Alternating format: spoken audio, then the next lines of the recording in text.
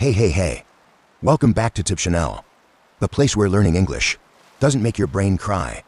I'm Leo, professional troublemaker, part-time life enthusiast, and I'm Gwen here to make sure this podcast still has some educational value. All right, serious question. How long have you been learning English? 3 years, 5, 10? But when a native speaker talks at full speed, you're just there like, yes. Yes, very good. Trust me, you're not alone. Millions of learners spend thousands of hours studying English. And when real-life conversations happen, boom, brain freeze. And maybe, just maybe, it's because they're using the wrong methods. Today we're diving into the most common mistakes people make when learning English, and how to fix them if you want to know. Continue to watch till the end.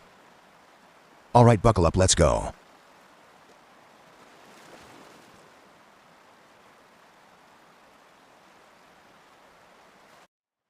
All right, mistake no. 1. Memorizing vocabulary in isolation class today. Copy down 50 new words, memorize them. Test tomorrow. The flashbacks. Yeah, we've all been there. Have you ever spent hours writing down endless word lists? Flashcards covering your entire desk. Honestly, it feels productive, right? Watching your vocabulary grow fast. Yeah, it's like leveling up in a video game. I've memorized 500 words, I'm unstoppable. But then you actually try to speak and it's like apple. Eat good. Exactly. Because our brains don't store words one by one, like items in a warehouse. We remember words in context in real situations. It's like, the word kick, sure. But when someone says kick the bucket, you think they're literally kicking a bucket. So, when you memorize isolated words without real context, it leads to big problems. The first thing is that you forget them quickly. Secondly, even if you remember, you use them wrong, and that gets awkward fast. I remember back in school, during my English speaking test, I tried to show off my vocabulary knowledge. I said something like, I like swimming because muscles water happy. The examiner looked at me like I was an alien. Yep. You know the words, but they don't come together naturally. If you're listening and thinking, wait, that's me, don't worry. Later we'll show you how to actually lock vocabulary into your brain the right way. Moving on, mistake no. 2. Grammar first obsession. Gwen, why does English have 12 tenses? And what in the world is present perfect continuous?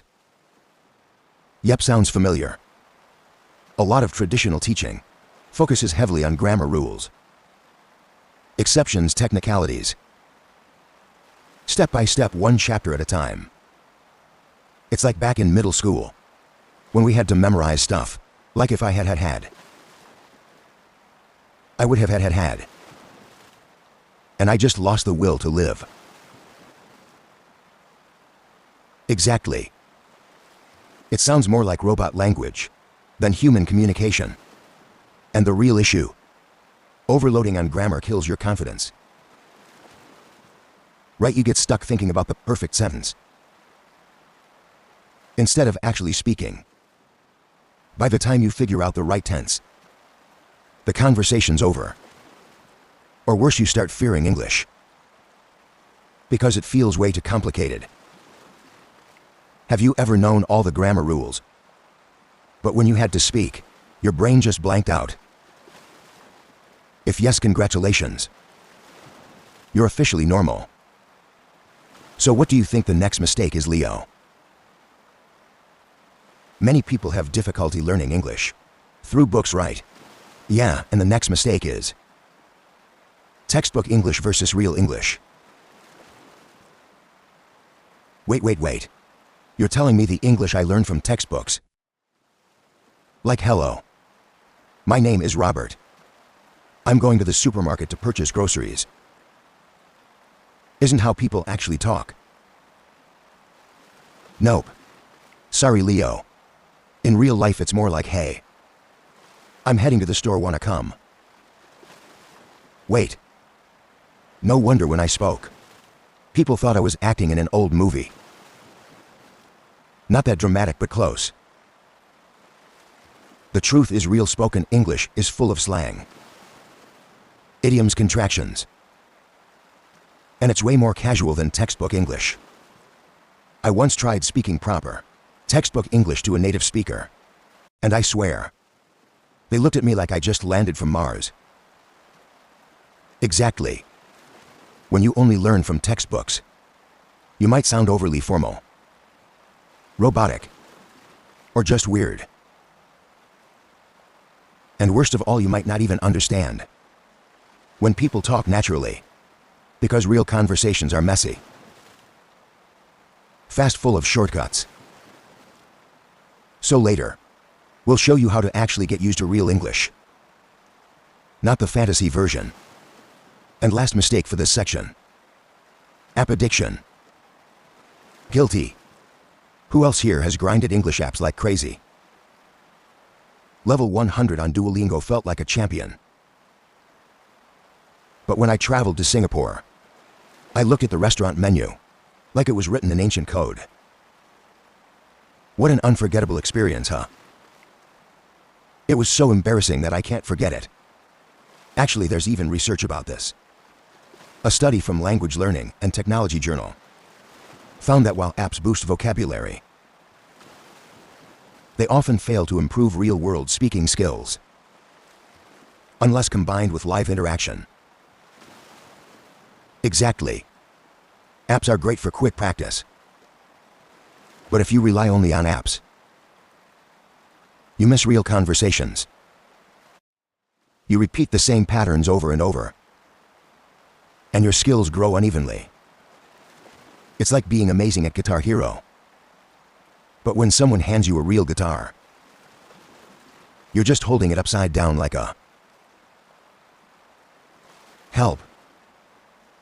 Right. In fact, another report by Education First showed that students who used only apps scored significantly lower in real speaking skills compared to those who practice speaking with real people. So yeah, apps are awesome sidekicks, but they're not superheroes. Treat them like your assistant, not your whole team. All right, now that we've roasted the common mistakes, it's time for the good stuff. How do you actually learn English effectively? Yes, let's cook. You know, vocabulary feels like this giant mountain at first. So many words, right? But what nobody tells you is the way you collect those words matters a lot more than how many you cram into your brain. Totally, if you just memorize random words from a list, it's like trying to fill your backpack with water. It leaks immediately. Exactly. That's why we strongly recommend learning vocabulary through collocations, you know, common word combinations, and through full contexts, like sentences or even little paragraphs. I remember reading this 2019 Cambridge study. They actually found that students who learned vocabulary through phrases remembered 40% more after a month than those who just memorized single words. That's huge, right? And honestly, it makes sense. Think about the word make alone. It's so abstract. But if you learn it with phrases like make a decision, make a mistake, make friends, now you get how it naturally lives and breathes in real conversations. And you'll start sounding way more natural too. No more robot English like I made mistake yesterday. You'll actually feel how native speakers move through sentences. One little trick that really helped me. Back when I was studying, every new word I learned, I would immediately find at least 2 real sentences using it. Oh yes. Sometimes I'd even make up a little story. Like say I learned terrified. Instead of just writing terrified means very scared, I'd imagine I was terrified when I saw the huge spider on my pillow. I screamed so loud that my neighbor thought I was being attacked. Now terrified is burned into my brain forever. And it sticks because it's connected to emotions. You're not just processing words. You're living them. Yeah, and speaking of memory tricks, storytelling is powerful. If you can weave 5 new words into one crazy story, I promise you'll remember them 10 times longer. Your brain loves fun and silly things. Boring stuff, it just forgets it.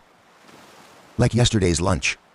But if you make the word exciting or weird in your mind, you'll remember it way longer. Like what? Like imagine you're learning the word launch. Instead of just reading it once and yawning, picture a giant sandwich being launched into space by a team of ants wearing tiny astronaut suits. Cool sounds crazy, right? But now you'll never forget the word launch again. Yeah, the weirder and funnier you make it, the stickier it gets in your brain. But seriously, start telling stories, not just making boring lists. It feels silly at first, but it works. And if you're a visual learner like me, try visualizing ridiculous images when you learn new words. Yeah, like if you're learning chaos. Don't just think chaos means mess.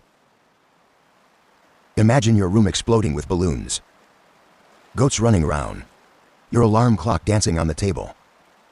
It's crazy, but that's the point. That sounds interesting, Leo.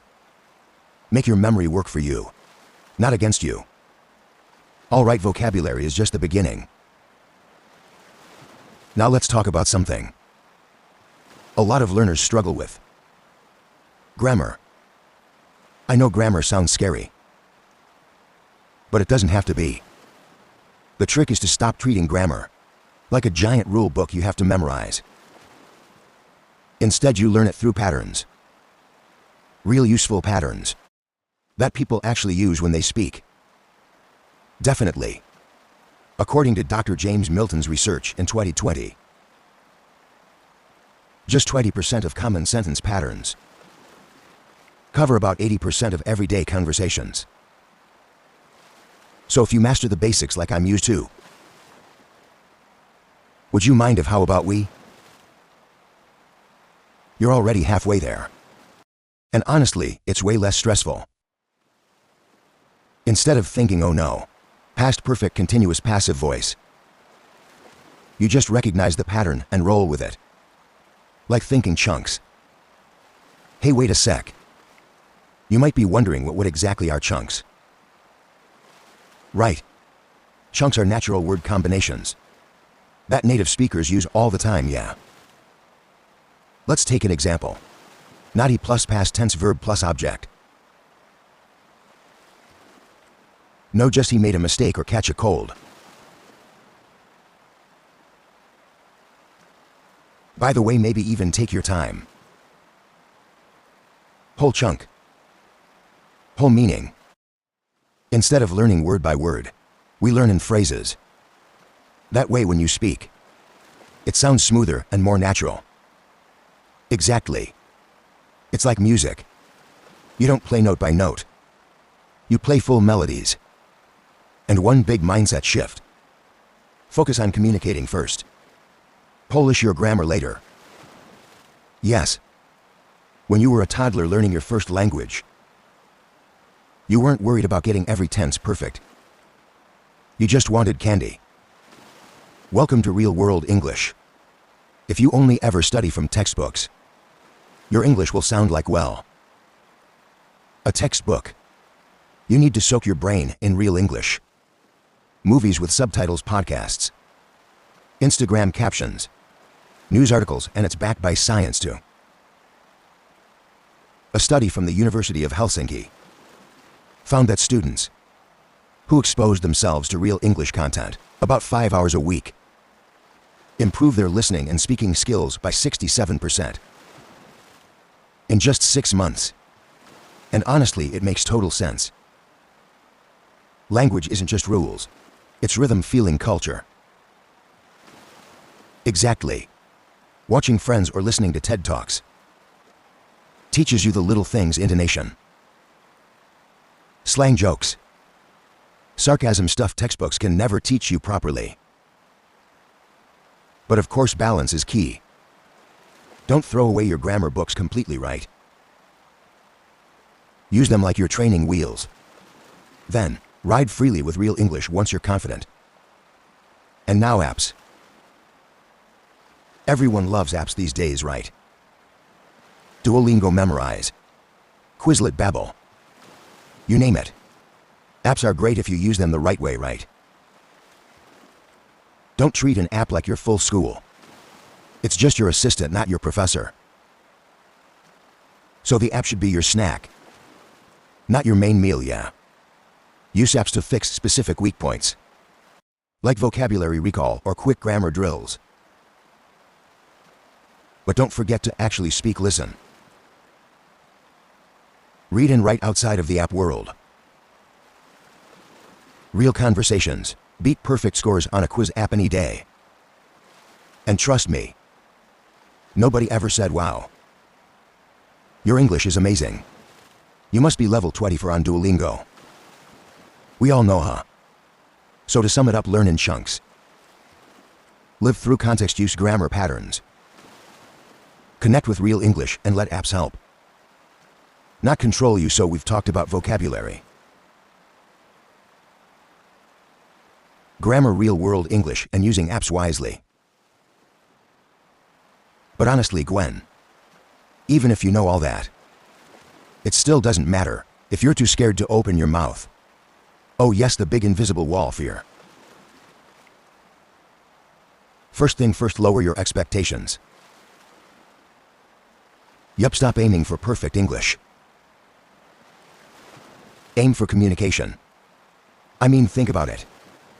When you learned your first language as a kid, did you speak it perfectly?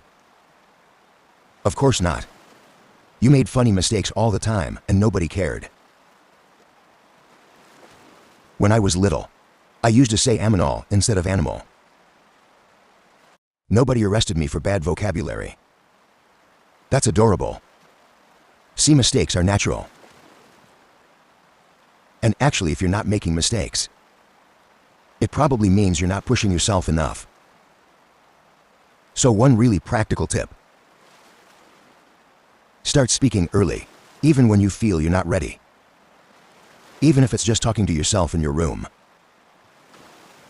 Nobody was born fluent. Everyone started to get scared. We believe in you.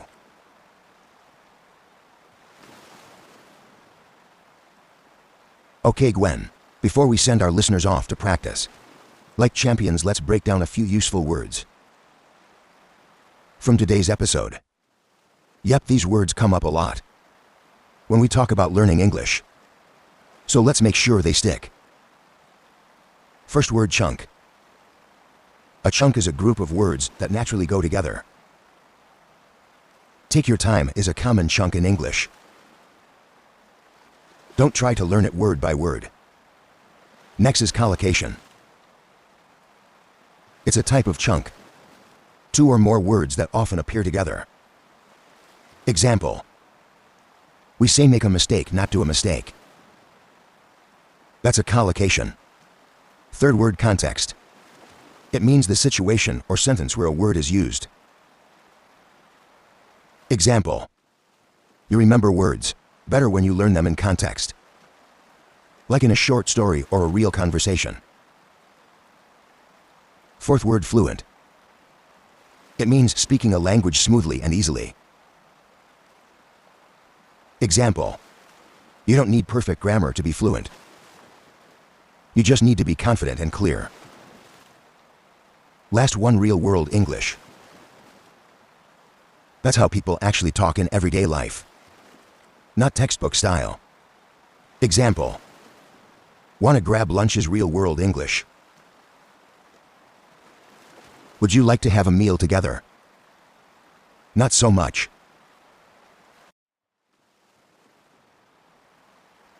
Okay, now it's your turn. But we'll go first as always. Yep. First question. Which mistake from today's episode do you relate to the most? For me, it's definitely memorizing vocabulary in isolation. I used to write down 100 words a day and forget 99 of them. Mine's grammar obsession. I used to panic about every little mistake. Now I focus on communication first. Second question. Which new method are you most excited to try next? I'm all about learning chunks and collocations.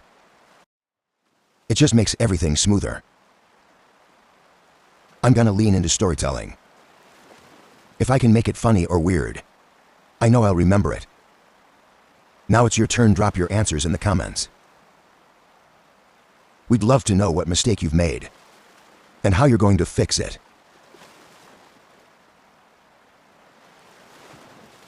So after everything we've talked about today, one thing's clear. You don't have to waste months or years learning the hard way. Yeah, you're smarter than that. You've got the map now. Use these methods, and you'll get where you want to be faster and have a lot more fun along the way. And remember, real progress happens when you connect English to real life, to real emotions, to real conversations. Use these methods, believe in yourself, and one day soon you'll realize you're not just learning English anymore. You're living it. Thank you for hanging out with us today. We're cheering for you every step of the way. Keep learning smart, keep dreaming big. And hey, we'll see you in the next episode.